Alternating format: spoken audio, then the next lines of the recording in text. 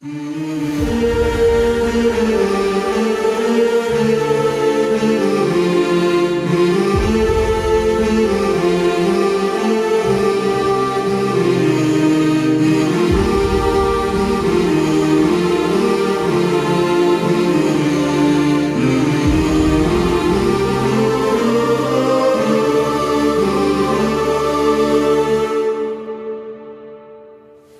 رهبر فرزانه، نام تو درخشان است. عشق تو به دلها چون هر لحظه خروشان است. در خاطره ایمان یاد تو همی زنده، در هر دل انسانی مهر تو فروزان است. ای عطر گلایلها، محبوب همه دلها، شمع شب محفلها، شب از تو چراغان است. تو فخر رسولانی، سرتاج مسلمانی، سرلوحه انسانی، مهر تو فروزان است. روشن شده این دنیا از یمن طفیل تو، اسلام تو در گیتی هر جا چو بهاران است. جان همه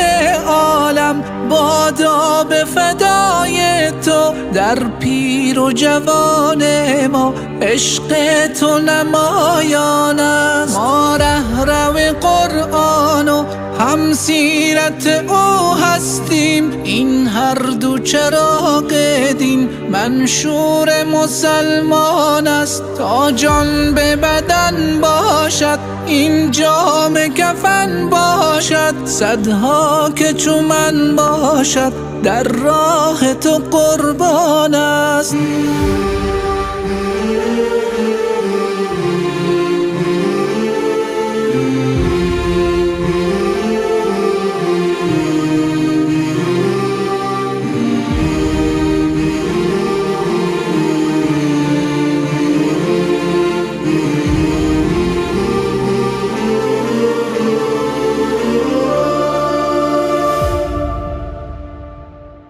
خفاش اگر کور است از روی تو محجور است، چون روی تو پر نور است زین است و گریزان است. هر کس که کند توهین بر احمد ابوالقاسم، نفرین خدا بر او ملعون مسلمان است. تا جان